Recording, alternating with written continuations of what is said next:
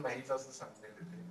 काय झालं असं असं वाटतं, कारण हे सगळं प्रकरण जे आहे ते केलेलंच नाही असं वारंवार ते सांगतात. माझ्या फोनवर ज्या वेळेला पहिल्यांदा व्हॉट्सअप कॉल आला त्यावेळेला प्रोफाईल येते, त्याच्यावर नाव येत आहे, त्याच्यावर डॉक्टर त्यांचं नाव आहे कोरटकरांचं. त्यानंतर ज्या वेळेला आपण ह्याचं कॉल येत मला कॉल आला होता त्यावेळेला सुद्धा मी त्याला सगळं संभाषण झाल्यानंतर मी नाव विचारलं त्यावेळेला त्याने ते प्रशांत कोरटकर असंच नाव सांगितलेलं होतं. आणि त्यामुळं त्याच नावानं मी तक्रार केलेली आहे. आता तोच प्रशांत कोरटकर आहे का नाही, तो नंबर जो माझ्याकडे आलेला होता तो मी पोलिसांच्याकडे सुपूर्द केला.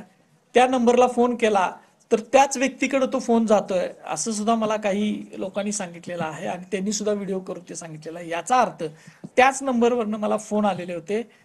इंस्टाग्राम अकाउंट जे असतं ते इंस्टाग्राम अकाउंट सुद्धा त्याच व्यक्तीचं आहे. आणि मी रात्री 12-12:30 वाजता AI च्या माध्यमातनं मला ती पोस्ट सुद्धा करता येत नाही, मला ते रेकॉर्डिंग मित्राला पाठवून मग ते मला करून घ्यावं लागलं. तर असे काही गोष्टी करेन आणि एवढं जर प्रगत तंत्रज्ञान आमच्याकडे असतं तर मग आता त्याच्याबद्दल काय बोलायचं असा विषय आहे. खरं तर पोलिसांच्याकडं सगळं CDR आणि हे सगळं रेकॉर्ड असतं, लोकेशन असतं, कोण कुठं असतं, काय असतं त्याचं, त्या सगळ्या गोष्टी तर पोलीस अगदी सहज आत्ता 1 दिवसात 2 दिवसात त्याचा तपास लावू शकतात. फक्त त्याची इच्छाशक्ती पाहिजे. त्या आवाजाची पडताळणी व्हावी.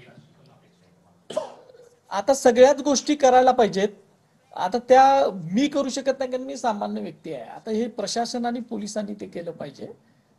आणि नुसती आवाजाची नाही, तो कोण कुठं होता, काय होता, कुणाला भेटला इतक्या दिवसामध्ये, कुणाला भेटत होता तो व्यक्ती, ह्या सगळ्या गोष्टीची तपास जर झाला तर ह्याच्या पाठीमागचं मूळ कुठपर्यंत आहे या सगळ्या गोष्टी समजतील. म्हणजे एकटा कोरटकर या पाठीमागे नाही असं म्हणायचं असं आत्ता मी म्हणू शकत नाही.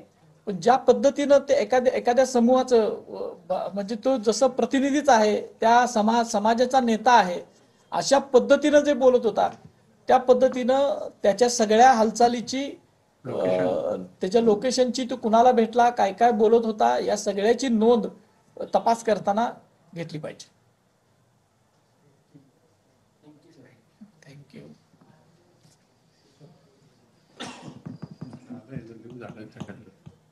म्हणलो इथंच नाही म्हणलो परत जायला हे जरा असं हिंदीमध्ये